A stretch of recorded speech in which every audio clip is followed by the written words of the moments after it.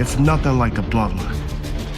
This group is way more stronger. For weeks now, WWE fans have watched with growing anticipation as Solo Sikoa tightened his grip on the fractured remnants of the Bloodline. Ever since Roman Reigns stepped away from television, the faction, once the most dominant stable in modern WWE history, has struggled with shifting alliances, betrayals, and internal power plays. Solo positioned himself as the heir to the throne, the enforcer ready to transform into the leader. With Paul Heyman reluctantly at his side and a reputation for brutal efficiency inside the ring, it seemed that Solo was poised to elevate the Bloodline into its next chapter. Heading into this week's Friday Night SmackDown, the atmosphere was thick with tension. Fans expected another statement of dominance from Solo, maybe even a declaration that he, not Roman, now held the reins. The crowd buzzed with speculation. Was this the beginning of a new era for the Bloodline? No one could have predicted the chaos that was about to unfold. The return of a familiar name. The night reached its boiling point when the unmistakable theme music of Tama Tonga hit the speakers.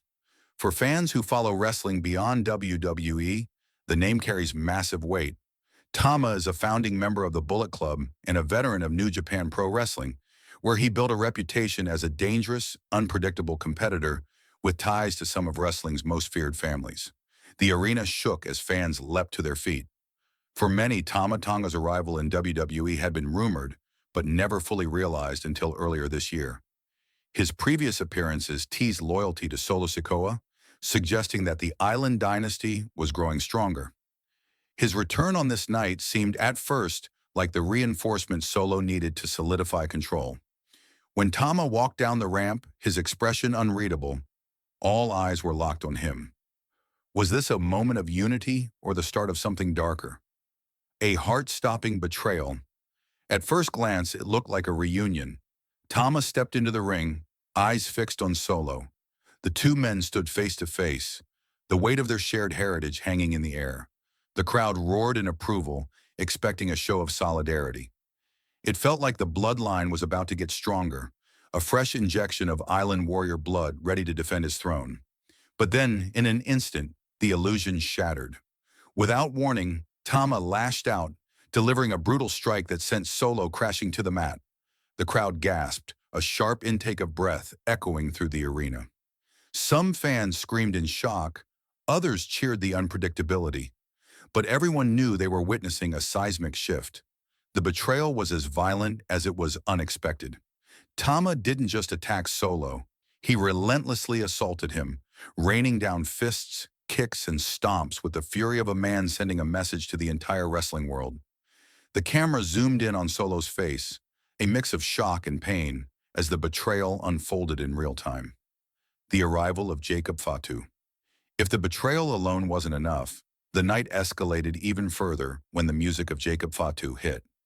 For longtime wrestling fans, Jacob is a name spoken with both respect and fear. A dominant force in MLW, a Major League Wrestling, Jacob has been heralded as one of the most gifted big men in the industry. His combination of agility, raw power, and ruthless intensity has made him a standout performer. More importantly, he's family, part of the legendary Anoa'i bloodline that has produced countless wrestling icons. When Jacob stormed down to the ring, the crowd exploded again, half in awe, half in dread. Within seconds, he joined Tama Tonga in the ring, and the two unleashed a coordinated assault on Solo Sikoa.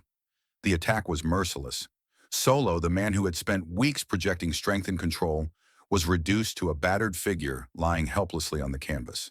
The alliance between Tama and Jacob was crystal clear. This wasn't just a random attack. This was a coup, a new alliance, a new threat. As the beating concluded, the symbolism became undeniable. By standing tall together over Solo's fallen body, Tama Tonga and Jacob Fatu made their intentions clear. There's a new power alliance within the Anoa'i dynasty, and Solo Sikoa's leadership is hanging by a thread. The visual was haunting. Solo sprawled in the center of the ring, gasping for breath, while Tama and Jacob stood united, glaring at the crowd as if daring anyone to challenge them. The commentators echoed the shock, speculating what this meant for the future of the bloodline. Was this betrayal orchestrated weeks in advance? Was Roman Reigns pulling strings from the shadows?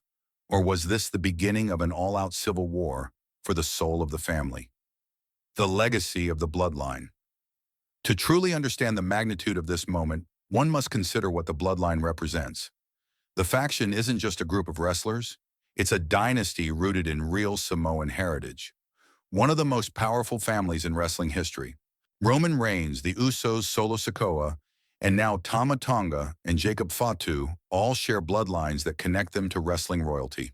The Bloodline dominated WWE for years under Roman Reigns' leadership, rewriting the definition of dominance with one of the longest world title reigns in modern history. But like all empires, cracks eventually appeared. The Usos rebelled. Roman's appearances grew less frequent.